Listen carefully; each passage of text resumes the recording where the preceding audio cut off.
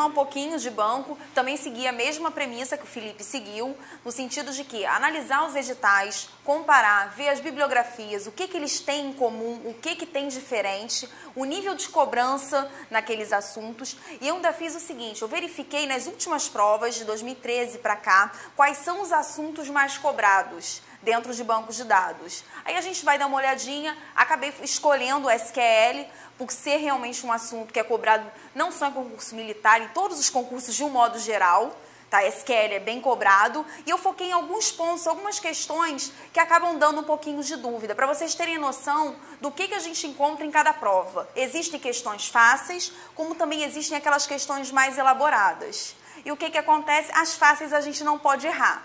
E, de preferência, acertar as que dão dúvidas na maioria do pessoal. Esse é o nosso objetivo. Pode passar. Bom, então, como é que a gente vai estudar ao mesmo tempo para as três forças, pensando em bancos de dados?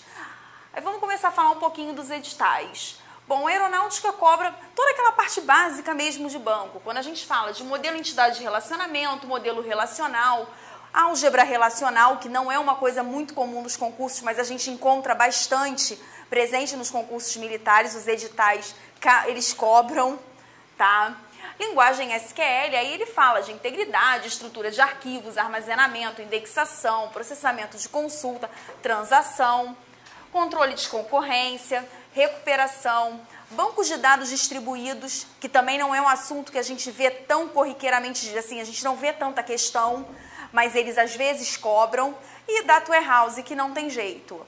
Tá? Na aeronáutica, de modo geral, eles cobram questões mais simples. Eu achei, das que eu olhei, as mais complicadinhas, acabam sendo mais as da Marinha, nesse sentido. Tá? Eles pegam coisas específicas mesmo, da parte de data warehouse, de ETL. E, basicamente, pelo que eu observei nas questões, eles usam o date. Tá? Não tem jeito, não tem para onde fugir. Aí vou dizer para vocês, tem que ler o date inteiro? Não. Até porque é um livro que, assim, a leitura é cansativa. A não ser assim, eu tenho todo o tempo do mundo, adoro bancos de dados, adoro o Date, adoro o Navat. Aí, assim, pode virar livro de cabeceira, não tem problema. Tá? Mas, de um modo geral, é uma leitura que acaba sendo não tão agradável. Então, assim, o ideal é, cai coisa de rodapé? Cai, não tem jeito. Mas, assim, de um modo geral, o que você tem que fazer? Eu tenho dúvida nesse assunto. Vou no Date, que, por exemplo, a prova da aeronáutica, pelo que eu olhei nas questões, basicamente usa o Date. Você vai lá, olha, tá, por exemplo, quero ver formas normais. Vou lá, vou ver como é que o Date aborda. De repente, eu vou fazer também, vou perto da prova da Marinha. Marinha usa os dois. Aí não tem jeito, você vai ter que olhar Date e Navat. Por quê? Tem alguns pontos que eles pensam diferente. E a gente tem que saber essas diferenças também. Tá? Tem alguns conceitos que eles trabalham, não é dizer que eles pensem diferente, mas eles abordam de formas diferentes. E não tem jeito, temos que saber os dois. Tá? Pode. Obrigada. Bom, o Exército já tem um conteúdo um pouco maior. Tá? Ele já fala da parte de organização de arquivos, ele já começa daquela parte bem básica, que leva a tua estruturação a chegar a banco de dados, mas ele também fala da parte de organização de arquivos, aí fala de conceitos, definições, estruturas de armazenamento em arquivos. Então, quer dizer, ele já começa bem naquela parte trivial. Modelo relacional, legal que ele aqui destrincha para você, ele fala do modelo hierárquico de rede, ele cobra a comparação dos modelos, é um edital, na verdade, que vem mais detalhado, mas quando a gente olha, assusta. Você vai olhar e falar, caramba, é isso tudo, edital? Não, mas de um modo geral, quando a gente estuda para banco, a gente está estudando isso tudo. Concorda comigo quando a gente estuda o modelo relacional? Eu também não dou uma olhada no modelo hierárquico, vou dar uma olhada no modelo de redes. Não tem jeito. A comparação entre eles, modelo OO, arquivos com organização sequencial, que é uma coisa que, de um modo geral, a gente não estuda. A gente já cai direto o quê? O que cai muito? Relacional. Aí a gente acaba abstraindo todo o restante, mas é um edital que cobra. Tá? Sequencial indexado, relativo, direto, invertido, árvore B, compressão de dados. Eu vi algumas questões também que falam da forma de armazenamento, tá? Que utiliza, por exemplo, árvore B, B+, que já entra um pouco na nossa estrutura de dados. Mas a gente também tem isso aplicado a bancos de dados. Os SGBDs, de um modo geral, aqueles princípios básicos, conceitos, objetivos dos sistemas de bancos de dados, os usuários. Quer dizer, quando ele fala usuário, ele quer saber o quê? A diferença básica. AD, né, o administrador de dados, e o DBA. Essas diferenças básicas que a gente tem que saber. É coisa boba? É, mas é mais um assunto que a gente precisa estudar. Modelo de dados, que aí já começa realmente o que a gente estuda normalmente. Que aí a gente vê modelo conceitual, lógico, físico, o modelo de entidade de relacionamento, modelagem semântica, mapeamento de projetos de banco, ER, um projeto relacional. Na verdade, aqui, o que a gente faz, que a gente vê aquela transformação do modelo conceitual para o lógico, que a gente em seguida transforma para o físico, dependendo do banco que vai utilizar. Normalização, né, que ele cobra as formas normais. Basicamente, o que cai de forma normal? Primeira, segunda e terceira. Mas não tem jeito, a gente hoje em dia está vendo questão que cobra a quarta forma normal, boice-coide a quinta forma. Ainda bem que a quarta e a quinta forma normal cai basicamente em conceito. Quando cai, tem que saber essencialmente primeira, segunda e terceira. Não tem jeito, não tem como fugir. Quarta e quinta dá para ficar só nos conceitos. Boice-coide também é bom saber, tá? E continua o edital do Exército. Agora ele fala da parte de SQL. Se observar, ele simplesmente faz diferente do que os outros editais fazem, que botam simplesmente SQL. Mas concorda quando eu falo linguagem SQL no edital? Está falando da parte de DML, DDL. Ele só detalhou aqui pra gente. Ele fala de DTL, linguagem da parte de SQL, né? Ele, na verdade, ele fala tudo que a gente vê, às vezes no edital só como SQL, ele destrincha pra gente no edital. Então, dizer assim, o edital do Exército é enorme. Não. Ele só detalha o que ele quer. Mas se vocês observarem de um modo geral, é a mesma coisa que a aeronáutica já estava cobrando lá. Só que não entrou nesse nível de detalhe. Então, assim, a gente pode olhar o quê? Os editais são muito parecidos. Nesse caso, para essa parte, ele usa também esse livro aqui, do Silberstedt. Só que o que acontece? A versão que estava no último edital era de 2005. Só que a gente tem versões mais novas, tá, desse livro. Eu coloquei aqui a foto até do mais novo, mas ele, no último edital que eu vi, estava cobrando essa versão que é bem antiga. Tá? Eu acredito que se voltarem a botar a bibliografia, vão atualizar isso. Ou então esqueceram, como foi o que o Felipe falou, às vezes esqueceram de atualizar a versão do edital, tá? Aí a gente começa a falar da parte multidimensional, que todos cobram. Só que lá na aeronáutica ele botou simplesmente o quê? Data warehouse. E é tipo, o que cai de data warehouse? Tudo. Aqui, diferentemente, no Exército, ele vem pra gente, ó. Ele fala da comparação de BD relacional com BD multidimensional, conceitos de OLTP, OLAP, MOLAP, ROLAP, as definições de fato, dimensão, de modelagem multidimensional, conceitos de data warehouse, descoberta de conhecimento e mineração de dados. Na verdade, o que ele disse para você é o quê? O que no outro edital, né, da aeronáutica a gente viu como data warehouse. Porque vocês acreditam, de alguma forma, que quando ele fala de data warehouse, ele não está falando de comparação de OLTP, OLAP, ele não está falando disso tudo? Então, assim, são editais diferentes? São, mas são muito parecidos. Pelo menos na área de BD, eles são muito parecidos mesmo. Então, dá para estudar para as duas provas. E vocês vão ver que as questões também se parecem. Na verdade, tem algumas que, dependendo do assunto, o nível de cobrança é mais simples. Tem outras, por exemplo, a prova do Exército para SQL, Exército e Marinha, eles pegam um pouquinho mais pesado. Tem questões simples? Tem. Tem aquelas que você vai olhar, tá, essa aqui é mole. E tem outras que vai ter que pensar um pouquinho, não tem jeito. Para essa área, basicamente ele usa esses dois livros. Aí a mesma questão, vai ler os dois livros?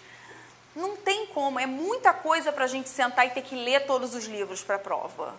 Aí vai naquela, não, esse assunto aqui, peguei uma questão anterior, tá falando disso aqui, pô, nunca vi falar.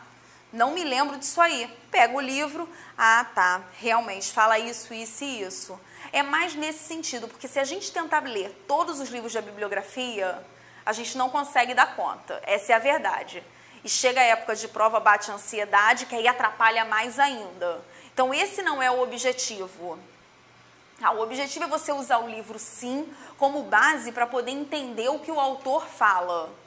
tá? Mas não é sentar e juntar, por exemplo, Deite e Navate, por exemplo, são 2 livros dessa grossura.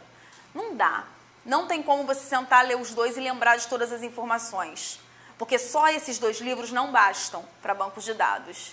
E fora que tem outras matérias também que tem outros livros. A prova não é só BD, tá? Agora falando um pouquinho da Marinha. A Marinha é um pouco mais genérica no edital. Ele fala gerenciamento de bancos de dados. Tá, o que ele está querendo dizer com isso? É toda aquela parte inicial que o Exército detalhou. Só que ele te deu sucintamente. Conceitos e arquitetura dos sistemas de bancos de dados. Ele aqui pode estar te falando daqueles conceitos básicos que a gente estuda de banco. Ele está falando daquela arquitetura ANSI-Spark. Tá? Ele, simplesmente quando ele fala arquitetura dos sistemas de bancos de dados, ele jogou para você.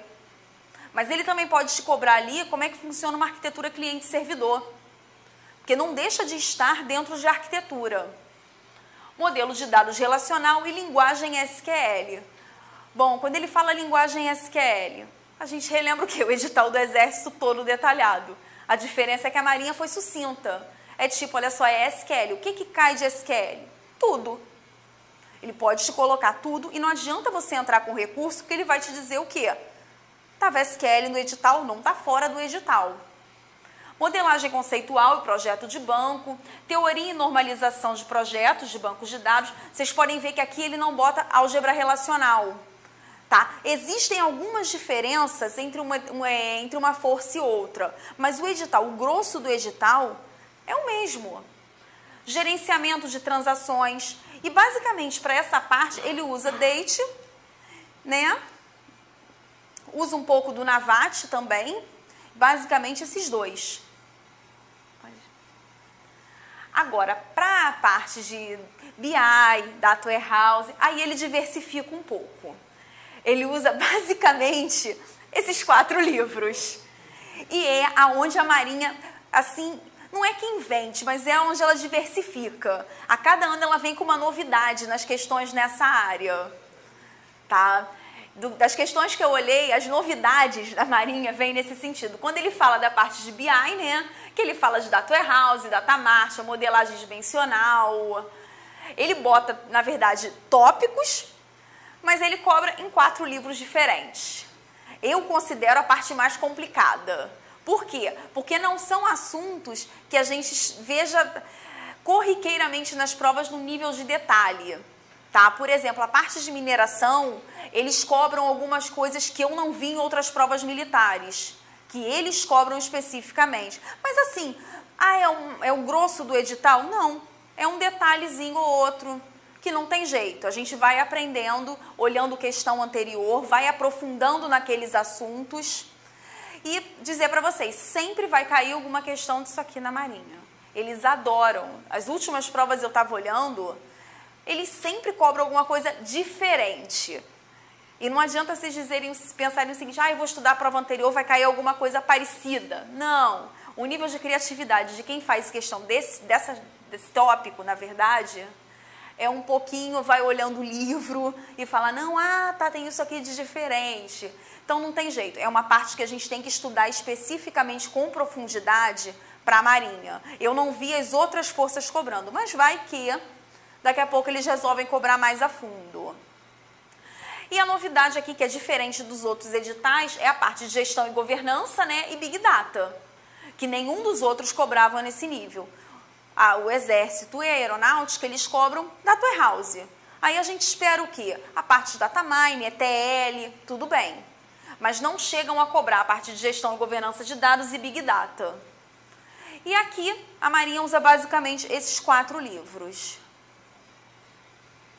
Fiz um comparativo também das questões de 2013 a 2017. O que mais cai?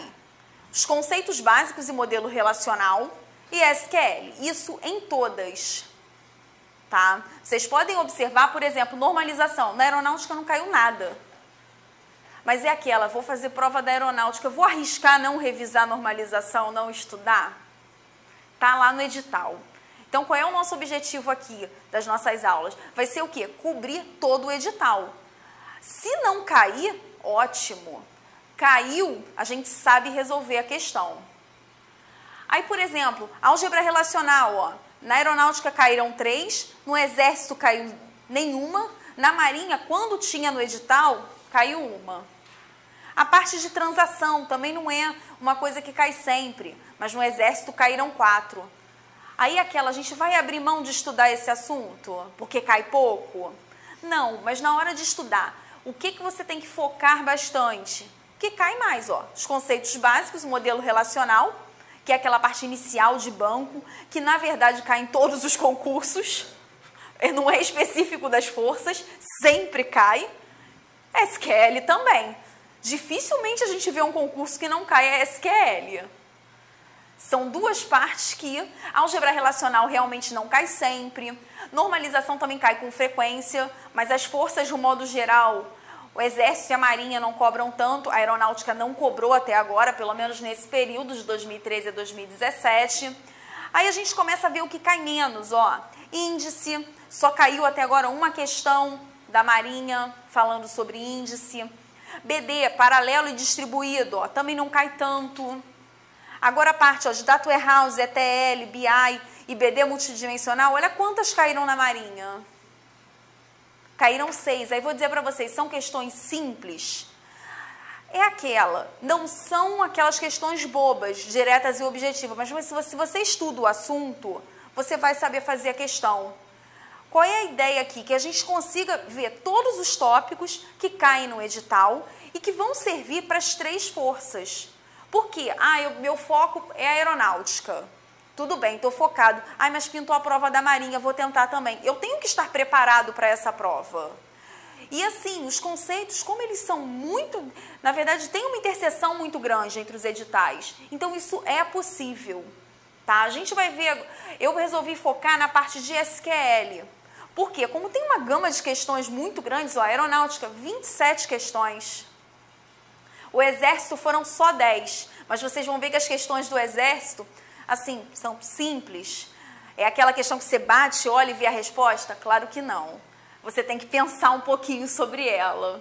Marinha, ó, só caíram 15. Então, assim, pensando no todo de uma prova com 50 questões, em 5 anos, até que caiu bastante. Então, eu resolvi focar a gente vai ver alguns conceitos, alguns pedacinhos do SQL, porque o assunto SQL é muito grande. Eu escolhi coisas que eu achei que são importantes, tá, para a gente dar uma olhada e mostrar para vocês questões que realmente caem. Quando a gente pensa nas linguagens de SGBD, quando eu penso em SQL de um modo geral, o que eu já lembro de cara? DDL, que é a linguagem de definição de dados, né? Que é onde eu tenho toda a parte de criação, alteração, onde eu estou trabalhando com estrutura do meu banco. DML, que é a minha linguagem de manipulação de dados, é onde entra a parte de inserção, alteração de dados efetivamente do meu banco. DCL, TCL também não caem tanto, mas a gente vai falar um pouquinho delas. E eu também tenho DQL, que na verdade é o quê? É o meu select simplesmente, é que algumas bancas tratam ele um pouquinho separado. A gente vai ver superficialmente o que cada uma dessas linguagens contempla, quais são os comandos. A gente vai dar um overview e depois eu vou trabalhar em cima do select, que é uma das coisas que mais caem.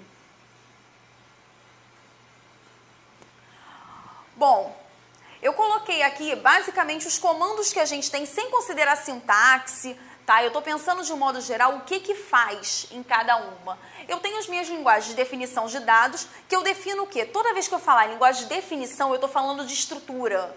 Eu estou falando o quê? De montar, alterar estrutura das minhas tabelas. Eu tenho o comando create, alter, drop, né? O create, eu vou criar objetos no meu banco. Ele vai servir para criar uma tabela, criar uma visão. Alter vai servir para alterar essa minha estrutura do banco de dados. Drop, eu vou apagar objetos do meu banco. Truncate. Bom, qual é a diferença do que eu tenho do truncate para o delete?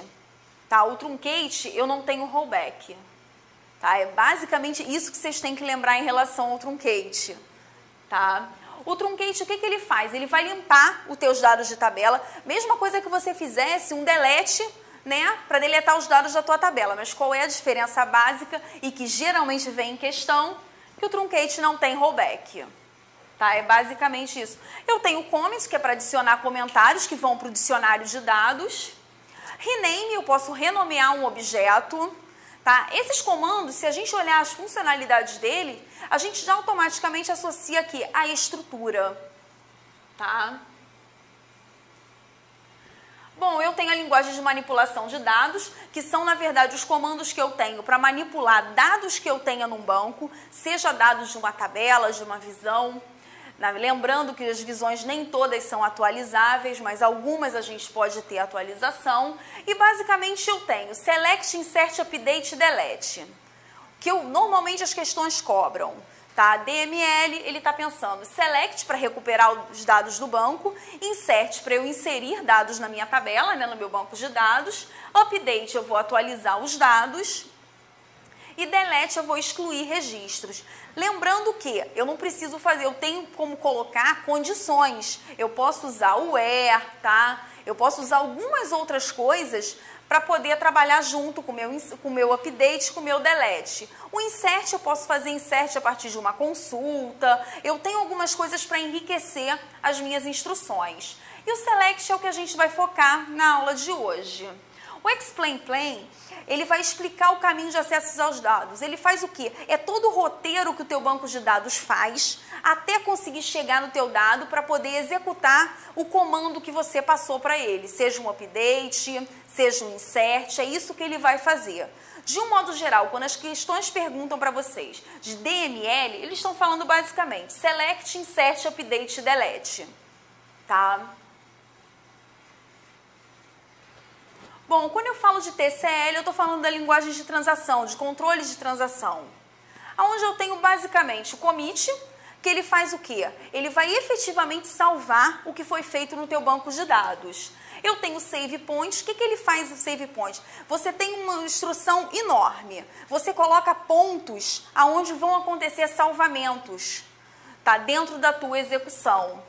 De maneira que ele possibilita que você faça um rollback a qualquer momento.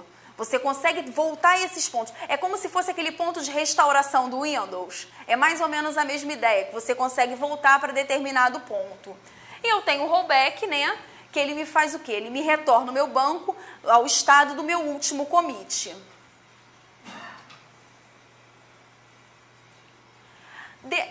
O DCL, que é a linguagem de controle de dados, ele basicamente tem dois comandos, grant e revoke. É para dar privilégios aos teus usuários, porque você cria um usuário no banco de dados, mas geralmente ele não tem acesso a tudo. Você consegue determinar exatamente o que ele vai ter acesso. Olha, ele vai ter acesso à tabela aluno, turma, professor, e vai ser um acesso de leitura. Eu tenho como determinar esse tipo de acesso. Ou então não, ele tem controle total do banco. Dificilmente acontece o teu usuário ter controle total do banco, mas pode acontecer. Então, para eu atribuir privilégios ao meu usuário, eu vou usar o comando grant. E se eu quiser tirar os privilégios, eu uso o comando revoke. São esses dois comandos que eu tenho para atribuir e remover privilégios de usuários. São os comandos que a gente chama de DCL. E por último, a gente vai ver o DQL. Algumas bancas tratam o select como uma linguagem de consulta, né? Separado. De um modo geral, a gente vê como DML, mas vale ressaltar que ele pode dizer que a linguagem DQL tem que comando? A gente já sabe, é o select, que a gente já viu a funcionalidade dele. O que ele faz? Ele recupera os dados que a gente tem de uma tabela. Aí a gente vai falar um pouquinho dele. Coloquei aqui a estrutura basicamente de um select. Bom, ele vai usar select, os campos que eu quero, né, exibir. Lembrando que aqui eu posso ter esse all, que na verdade ele já, quando você não coloca nada, ele já está implícito, ele já vai trazer todos os registros. Ou eu posso utilizar o distinct, que o distinct faz o quê? Ele tira a repetição. From a minha tabela. Lembrando que aqui eu posso ter mais de uma tabela e posso fazer junções entre as minhas tabelas, seja usando o inner join, left join, right join, ou simplesmente botar as duas tabelas aqui e fazer a minha junção, a minha associação dos campos aqui no where, também não teria nenhum problema. Ou simplesmente eu posso botar o nome das duas tabelas, que ele vai fazer o quê? Um produto cartesiano. tá? Não é o que a gente usa comumente, mas algumas questões mostram simplesmente pra gente as duas tabelas sem relacionar. Quando ele botar as duas tabelas sem relacionar, o que ele está fazendo? Um produto cartesiano. Bom, eu vou ter o where, posso ter ou não, né? Se eu quiser simplesmente selecionar todos os alunos da tabela aluno, eu vou botar select asterisco, por exemplo, from aluno. Eu não obrigatoriamente vou ter o restante. O que eu tenho como obrigatório no meu select? O select, os campos ou o asterisco, from, para dizer quem é a tabela. No mínimo, uma tabela eu tenho que ter, tá? Ou, de repente, uma consulta, uma view, né? Ele pode fazer uma consulta também numa view. Mas eu tenho que dizer da onde eu estou fazendo essa consulta. O restante é opcional e depende caso a caso. No caso do where, é onde a gente vai estabelecer uma condição. O que ele faz? Ele vai fazer a filtragem nas nossas linhas. Ele reduz o nosso resultado e só vai mostrar o quê? As linhas que atendem àquela condição que eu estabeleci na minha consulta. Eu tenho ainda o group by, que o que ele faz? Ele faz agrupamentos no nosso resultado. Como é que é executado isso aqui? Primeira coisa, ele vai lá na tua tabela, pega as tuas colunas que você quer da tabela, tá? Em seguida, verifica a condição. Vai deixar sendo exibido para você só o que atende à condição. Aí vai lá, você colocou o group by. Em seguida, quando ele encontra o group by, ele vai olhar o resultado disso aqui e vai executar o agrupamento. Tá? Aí ele vai, por exemplo, eu quero, vamos supor, tá? Eu tenho lá, quero selecionar os alunos de uma turma. Quero agrupar por turma e quero contar quantos alunos tem nessa turma. Eu vou ter que fazer o quê? O agrupamento por turma e botar um count aqui em cima no select. Para quê? Para que ele conte quantas linhas eu tenho naquele resultado. O having, ele já vai atuar fazendo um filtro? Vai. Só que ele verifica, ele na verdade é executado após o agrupamento. Então não funciona colocar um where aqui embaixo. Toda vez que eu preciso fazer um filtro no meu resultado agrupado, tem que ser o having. O where aqui, ele não é aplicado em resultados agrupados. O where é sempre executado antes do agrupamento. E eu também posso ordenar as minhas linhas. Posso ordenar o meu resultado por alguma coluna, crescente ou decrescente. Um detalhe em relação a esse order by é o seguinte, eu posso colocar o nome da minha coluna ou então colocar um número dessa coluna. Eu quero ordenar pela primeira coluna. Boto order by 1. Ele vai saber que é a minha primeira coluna que eu coloquei aqui no select, tá? Que ele está ordenando. E pode ser crescente ou decrescente. Basicamente é essa a estrutura aqui do select. Com isso aqui a gente consegue brincar com algumas coisas. A gente consegue usar funções de agrupamento, tá? Consegue saber valores máximos, mínimos, média, soma, só com essa estrutura aqui básica. Pode? Pode. Aí eu coloquei aqui basicamente, ó, o que cada um deles faz, né? O where, ele é responsável por restringir quais as linhas da tabela que serão apresentadas. O group by agrupa os dados com base em algum critério estabelecido. O having restringe o resultado com base nos dados após o agrupamento. E o order by permite a ordenação das linhas, lembrando que pode ser crescente ou decrescente. Um outro detalhe em relação ao order by, eu posso fazer o seguinte, ó. Por exemplo, nome ESC, tá? Eu posso dizer que nome vai ser crescente e eu posso dizer que, por exemplo, idade decrescente.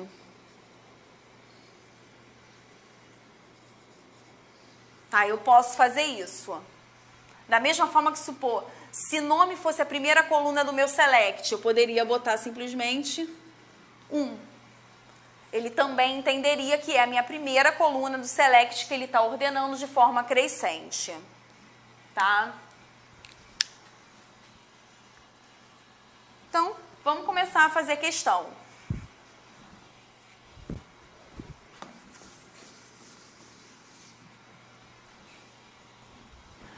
Bom, a primeira eu peguei da Marinha, de 2017. Bem teórica, né? Se a gente sabe os conceitos, facilmente mata essa questão. Mas é aquelas questões mais fáceis, todo mundo mata. Ou pelo menos é aquela, a gente já entra na obrigação que essas tem que acertar. Então vamos lá. Em muitos casos, necessita-se aplicar as funções de agregação a subgrupos de uma relação, na qual os subgrupos são baseados em alguns valores de atributo. Por exemplo, pode-se querer achar o soldo médio dos militares em cada organização militar, ou o número de militares que trabalham em cada organização militar. A cláusula em SQL que especifica os atributos de agrupamento, group by. Aí o que a gente pode aprender com essa questão? Por exemplo, se eu quiser achar o soldo médio dos militares, eu vou usar o AVG. Se eu quero saber o número de militares que trabalham em cada organização militar, bom, eu vou ter que contar, eu vou ter que usar um count. E vocês concordam comigo que se eu estou dizendo que é por organização militar, eu vou ter que agrupar pela organização militar para poder contar. Tá? Então a ideia é, a questão é simples, mas a gente pode tirar algumas outras informações que vão ajudando a gente.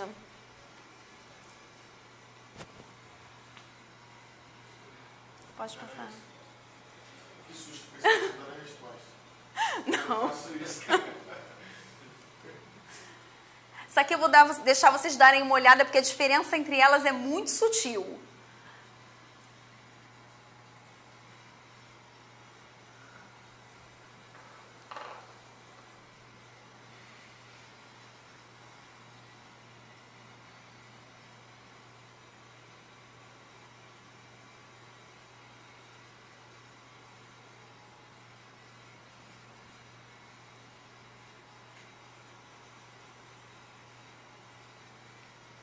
E aí?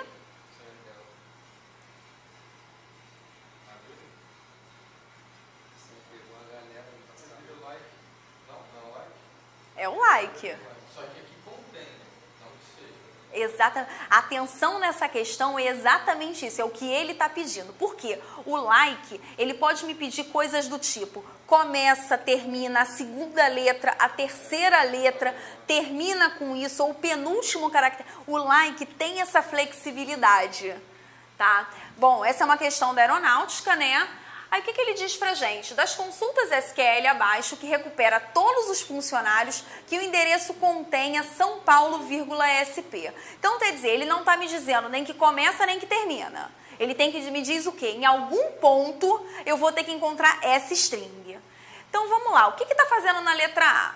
Ele, quando diz select nome from funcionário, o era endereço igual a São Paulo, SP, ele está dizendo o seguinte, olha só, lá no campo, na coluna de endereço, tem que ser exatamente essa string. Não é isso o que o enunciado quer. Ele está querendo que contenha. Ele não está dizendo que vai ter que ser só esse texto. Então, o igual já não se aplica para a gente. Então, a letra A já está errada porque ele diz que é igual, que tem que ser idêntico a essa string. Não serve. Aí, vamos para a letra B. Select nome from funcionário, o era endereço like São Paulo SP. Bom, quando ele bota like, ok, ele está manipulando a string, tudo bem. Só faltou um detalhe. Ele me disse aqui, like São Paulo SP. Ele continuou me dizendo o seguinte, tem que ser igual a isso. Ele está fazendo aqui a mesma coisa que eu estou fazendo aqui em cima, só que eu botei o igual. Também não atende o que a gente quer. Por quê? Porque tem que conter São Paulo. Pode vir XXX São Paulo, SP, XXX, que está atendendo o que o enunciado pede para a gente. Então, vamos lá para a letra C. Select nome from funcionário, o era endereço like São Paulo, SP%. Bom, ele está me dizendo o seguinte, que começa com São Paulo, SP e não importa o que vem depois. Quando ele usa o percento, ele está me dizendo o seguinte, olha só, o que vier depois não está me importando. Mas a questão está me dizendo que contenha. Quando ele fala contém, ele está dizendo o seguinte, não tem que começar, pode estar em qualquer parte. Quando a questão quer que o início seja, ela te diz, o início tem que ser esse aqui. Ou então termine com isso. Quando ele diz contém, a gente já pode assumir que é em qualquer parte do meu texto. Tá? E a letra D, que provavelmente, bom, tem que ser a nossa resposta, né? select nome funcionário, o era endereço like, não importa o que venha antes, São Paulo, vírgula, SP, percento de novo. Então, quer dizer, não me importa também o que vem depois. É exatamente o que a questão pede pra gente. Vamos falar um pouquinho do like. Bom, ele é usado quando quer selecionar string, né? Qualquer que obedeça a um certo padrão. Essa é a definição dele, tá? Ele só serve para string. Esse é um outro detalhe, tá? Ele se aplica a campo string. Não adianta botar no inteiro, porque ele não se aplica. Ele se aplica a texto. E basicamente eu tenho esses dois caracteres coringas. Quando eu uso underline, eu estou dizendo que ele substitui um caractere. Então, se ele diz para mim o seguinte, que a segunda letra seja A, eu vou ter que fazer, por exemplo, a segunda letra do nome seja A. Eu vou botar, por exemplo, select, nome from funcionário,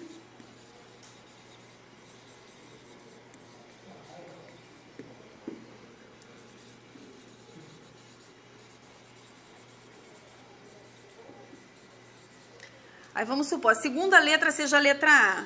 Então, eu vou botar o meu underline, A, porque tem que ser a segunda letra, e não importa o que venha depois. O que ele vai fazer? A primeira letra aqui, ó, eu sei que vai ter que ter um caractere somente, não me importa qual seja o caractere, e minha segunda letra vai ter que ser a letra A. E não me importa o que venha depois. Aí eu uso o asterisco. O like, basicamente, você vai ter a combinação do asterisco. Normalmente, nas provas, vem cobrando com o percento, tá? Basicamente, eles perguntam que contenha, que inicie ou que termine. Mas é bom a gente saber do underline, tá? O underline é um caractere que a gente usa para dizer que não importa o caractere que eu estou usando, mas ele é um só, tá? Então, por exemplo, se eu tivesse aqui XXA, não iria entrar. Por quê? Porque eu tenho dois caracteres e aqui ele está me dizendo que é um caractere só. Aí eu botei aqui um exemplo, ó, empregados com nome iniciando em P e terminando com O. Eu também posso fazer isso independente do que venha no meio. Começa com P e termina com O, o que eu vou fazer? Where, nome, like, P, percento, O. Outra coisa que eu posso fazer, eu não preciso fazer só com letra não, tá? Eu posso fazer com pedaços de string. Eu quero saber os empregados com nome iniciando por CARL.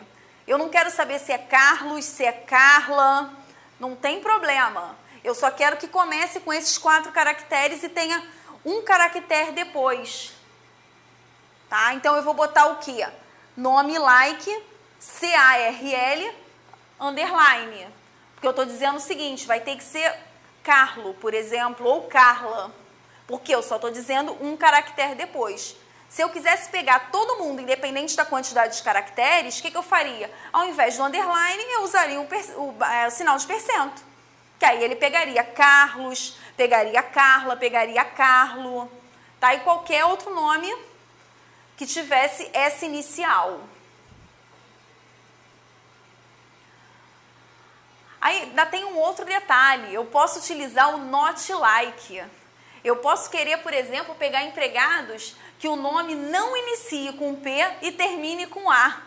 Eu quero nomes diferentes desse. É só colocar um not.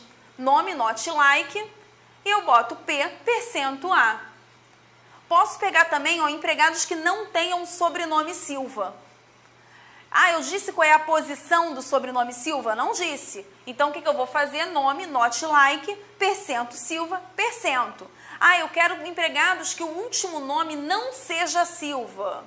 Tudo bem, eu vou botar nome, not like, percento Silva, sem esse percento daqui. Porque eu estou dizendo o quê? Eu quero empregados que o último nome não seja Silva. Tranquilo? E a gente pode fazer várias combinações com esse like, tá? Só lembrando que ele só se aplica a string. E a gente vai falar um pouquinho do exist, que não tem jeito, ele cai. Não tem jeito, qualquer banca cai, inclusive militar. FGV gosta bastante. mas militar também gosta. Peguei umas questões bonitas. Eu até nem escolhi, nem botei muitas, porque eu falei, não, eu vou botar uma questãozinha só para eles se divertirem. Você faz na hora ou você decora as palavras? Eu não sirvo para decorar. Eu tenho grandes problemas com decoreba, então eu faço na hora. Eu perco tempo com a questão, mas o decorar eu tenho medo de me confundir na hora. Eu até não vou te dizer assim, nunca decorei, não. Já decorei, só que eu tenho medo de errar. Então eu vou, geralmente essas questões eu deixo para o final, porque me demandam tempo. Eu tento ganhar agilidade em outras que eu sou mais rápida. É assim que geralmente eu faço. Porque não tem jeito. Bom, aí a gente começa a falar um pouquinho do existe. Bom, a gente tem existe e o not exists. O que a gente tem que lembrar? O existe, ele retorna verdadeiro se e somente se o resultado retornado pela consulta não for vazio. E o not exist é o contrário. Então, o que eu faço quando eu olho uma questão dessa? Eu escrevo isso aqui do lado da questão, para não me confundir na hora. Eu já boto, eu estou trabalhando com existe, só é verdadeiro. Eu faço assim, para não confundir. Porque na hora da prova, você está olhando para um monte de questão, você já está cansado e às vezes confunde. É igual aquela questão, quando bota lá, não, ou então respectivamente. Você envolve, pega a caneta, rabisca, porque é tipo de questão que às vezes a gente sabe, mas no cansaço acaba por falta de atenção errando aquela questão, tá? Bom, vamos começar fazendo essa questão aqui. Eu vou deixar vocês fazerem. Depois a gente conversa sobre ela.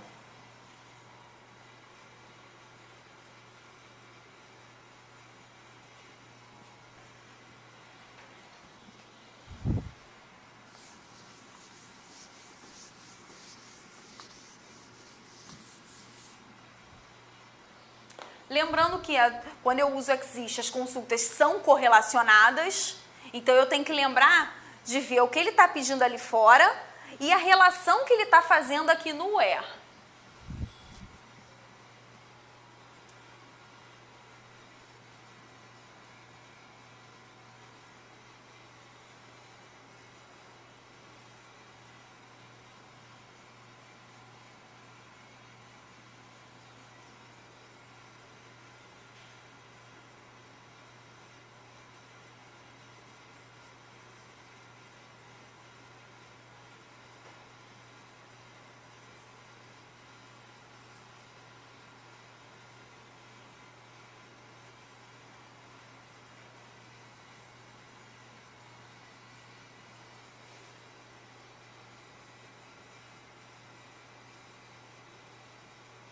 Querem fazer junto? Ele quer pegar os valores multiplicados por 2, né? Exatamente. 6 com 12. Aí negando eles. Passa para mim o próximo slide. Pode passar. Vocês não viram a resposta, tá? Depois a gente volta. Bom, o que eu fiz aqui? Qual é o segredo para você resolver isso aqui? Ver o que ele está botando na condição, o que ele está associando e testar o que ele está... não, eu tenho que verificar o que? É not existe? Tudo bem, eu botei, not existe retorna true se não houver tuplas no resultado da consulta alinhada. É a minha primeira coisa que eu tenho que lembrar. Ele está falando not existe? Envolve, rabisca na prova, só para não se confundir, tá? E a minha condição é a seguinte, há um valor, que no caso, A1 é o que ele está pegando aqui de dentro, tá? Que vai ser 1, 3... Se vocês observarem, ele está pegando a tabela A e renomeando ela para A1. Então, quer dizer, o meu valor de A1 ponto valor vai ser 1, 3, 6, 8 e 12. Tá? Que é exatamente o que eu tinha na tabela inicial. Mas o que ele está querendo da consulta de fora dessa A é o valor vezes 2. Então, o que eu teria aqui para comparar? 2, 6, 12, 16 e 24. E o que eu vou ter que fazer nessa consulta para saber se ela vai retornar verdadeiro ou falso? Eu vou ter que ir comparando. 2, está presente nesse conjunto aqui? Não está. Ele não existe. Então, ele vai retornar true e o meu valor 1 vai ser exibido. Lembrando que quando eu falo vai ser exibido, nesse caso aqui, vai entrar para contabilizar a soma, tá? Porque eu vou estar falando de sum. Então, vamos lá. Eu vou botar aqui, ó, só para facilitar a gente. O 1 vai entrar. Eu vou verificar o valor 6. Está contido aqui, ó? Está contido. Então, ele me retorna o false. Então, esse valor 3 aqui não vai entrar na soma. Então, ele não entra. Ah, só um detalhe que eu não sei se vocês observaram. Eu estou botando os valores 1, 3 aqui, porque ele está fazendo sum do valor, tá? Na verdade, ele só usa o multiplicado por 2 só para fazer a comparação do existe, só para dificultar a nossa vida. Porque o que ele quer, na verdade, é a soma da coluna valor. Tá? É simplesmente isso que ele quer. Aí eu vou testar o 12. 12, está contido aqui? Também está. Então, o 6, nesse caso, vai retornar false. O 6 também não entra. Aí eu vou testar o 16. 16 está contido aqui dentro dos valores? Não está. Então, o meu 8 aqui entra. Vou testar o meu último valor lá multiplicado por 2, que é 24. 24 também não está contido aqui. Então, me retorna true. Se retorna true, entra na nossa contagem o 12, totalizando 21.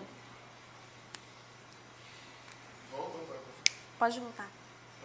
Pode. Que é exatamente, ó, a resposta da nossa questão. Aí só a gente revisando o passo a passo. Eu coloquei nos slides o passo a passo do que eu fiz. Pode passando isso. Pode. O que ele faz, ó? Pode passar. Ele pega, ó, primeiro valor 2, verifica se está aqui no conjunto. Pode. Aí, ó, consulta retorna vazio, retorna true. Pode passando. Mesma coisa, ó, aqui para o 6, ele verifica, o 6 está aqui, ó, está. Então, essa minha consulta retorna false. Pode passar. Então, ó, o valor 3 não entra. Pode. O 12, ele verifica. Então, ele encontrou. Então, a minha consulta retorna false. O que ele vai fazer? Não vai colocar o valor 6 para a gente. O 6 não vai ser contabilizado na soma. Aí pode ir passando. Aí ele verifica o 16, ó, sempre no conjunto. Um detalhe em relação a isso do exist, not exist. A gente também pode ter mais de um alinhado. No caso dessa questão, ó, foi tranquilo. O que ele fez? Ele pediu select sum valor. Ele está somando a soma, né? Está só verificando os valores e fazendo a soma da tabela A, aonde não exista valor, né? Só que ele chamou de tabela A1, aonde o valor A1, ponto valor, seja igual ao valor, ponto valor, A, ponto valor, vezes 2. O que ele fez aqui, na verdade? Ele copiou a tabela, uma delas ele multiplicou por 2 e quis verificar onde ele tinha valores coincidentes. Aonde tivesse, aquele valor original não entrava na soma. Aí, assim, essas questões aqui, não tem jeito, não entra naquela regrinha do decoreba. Quando você tem mais de um exist, not exist. Essa aqui não tem jeito, você acaba tendo que olhar e fazer. Aí, assim, você tem 5 linhas. Tranquilo. Se você tem uma tabela com 10 linhas, já te demanda mais tempo. Aí é tipo de questão que eu aconselho, deixa para o final da prova. Faz de aquelas que são diretas, que você sabe, e esse tipo de questão que não tem macete, que você tem que fazer, deixa para o final. Porque assim, é uma questão difícil? Não. Só que é chato e requer atenção. Não, nem todo mundo acerta essa não, o pessoal se enrola. É. Exatamente, e não é uma questão difícil, só que você tem que ficar comparando. Primeiro você tem que entender o que a consulta faz e vai olhando.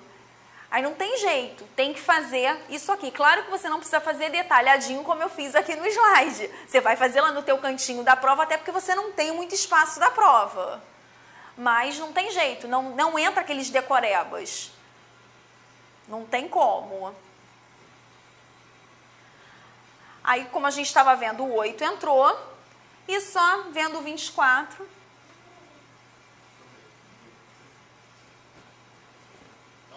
Pode passar. Também retorna true, ó. O 12 entra na conta. Pode passar. Aí, como a gente viu, resposta 21, né? Que são os valores 1, 8 e 12 que entraram na conta. E vamos fazer uma que é mais tranquila.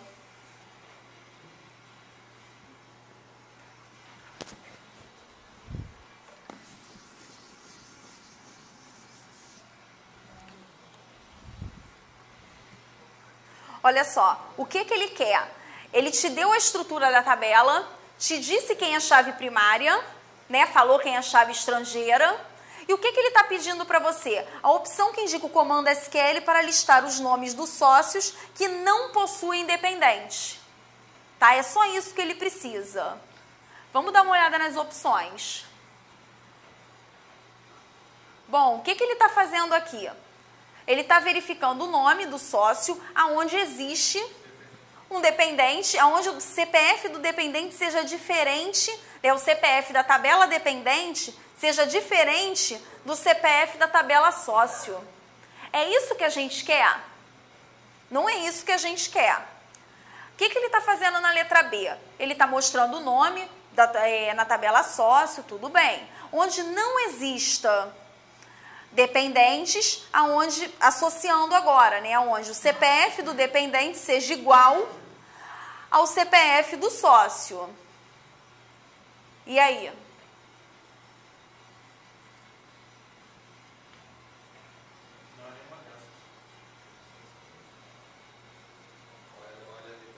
Vamos olhar a letra C? Tudo bem. Ele está selecionando o sócio. Na verdade, ele está selecionando todos os sócios, né? Porque o que o left outer join faz? Ele seleciona todas as linhas, né, que você tenha da tabela da esquerda, que no caso é o sócio. Ah, não, desculpa. É o dependente aqui, tá? Tabela da esquerda. E se tiver correspondente na tabela da direita, ele mostra também. Então, quer dizer, ele está mostrando para a gente todos os dependentes aonde o CPF do sócio não esteja na tabela de dependente.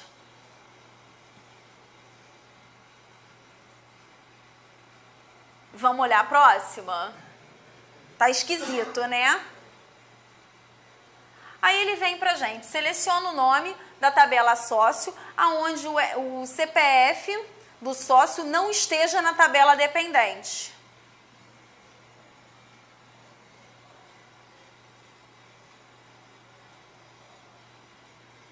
Querem olhar a letra E? E aí, vamos olhar a letra E? Selecionar o nome, né, da tabela sócio, aonde não exista dependente. Então, quer dizer, ele não correlacionou nada aqui. Então, ele está me dizendo o seguinte, olha só, onde a tabela de dependente seja vazia, mostra para mim todos os sócios. É isso que eu quero? Também não é isso. Então, vamos voltar. Volta para mim, por favor. Então, vamos lá. A gente já viu que a letra A, né, não é isso que a gente quer. A gente vai por eliminação, não tem problema. A letra B a gente ficou na dúvida, então vamos rever. Bom, ele está me mostrando o nome do sócio, aonde não exista dependente, não exista correlação entre dependente e sócio. Você fica com a B? Bom, então, já temos mais alguém fica com a B? Porque o que a questão está pedindo para a gente? Volta para mim no enunciado. Olha só, o que a questão deu para a gente? O sócio, tá? CPF, nome e nascimento. Dependente, eu tenho o ID do dependente, o CPF, que é a chave estrangeira, que é o que associa, né, o sócio ao dependente, o nome e o nascimento dele. Basicamente, é o que a gente viu ali em cima. E ele quer o quê? Eu quero listar os nomes dos sócios que não possuem dependente. Eu estou querendo o quê? Pegar todo mundo dessa tabela, não é isso? Que não tenha o CPF cadastrado aqui. É exatamente isso que eu quero. Vamos voltar lá nas opções.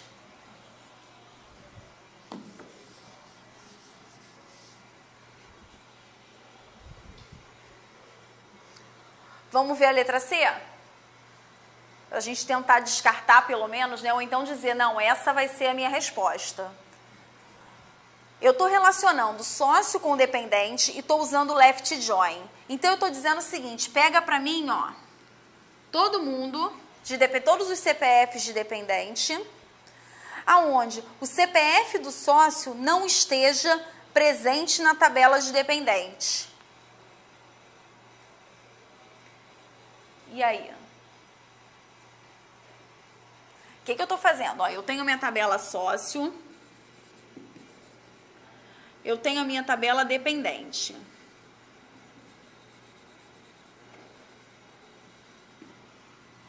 Ele está me dizendo o quê? Pega para mim todos os dependentes. Então, vamos lá. Ele está me dizendo o quê? Pega todos os dependentes e os sócios que estejam associados, né, aonde o CPF do sócio não esteja na tabela do dependente. Então, ele, na verdade, está me pegando só os dependentes. Era isso que a gente queria?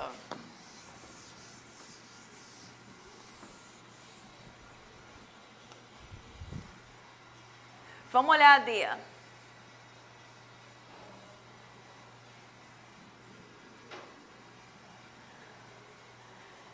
Eu estou vendo o nome do sócio, né? Onde o CPF não esteja dentro da tabela de dependentes. O NOTIN a gente não viu, mas o que o NOTIN faz? Ele verifica o quê? Se determinado valor não consta em outra tabela. Tá em outra, na verdade, um subselect aqui. E aí, vamos de que letra? Pode passar. Pode.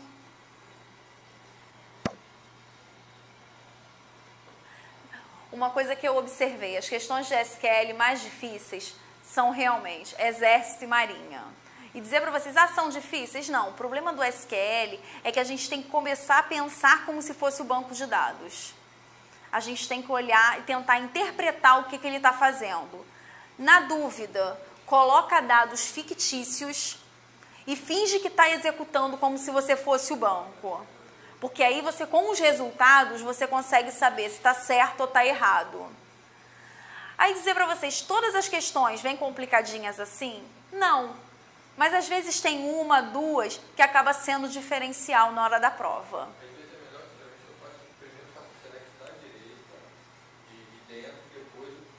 Pode ser. Pode ser. Eu costumo usar dados, eu uso muito teoria de conjunto para poder ver o que ele está pegando de cada dado, mas aí vai de cada um, como é que cada um se sente mais confortável.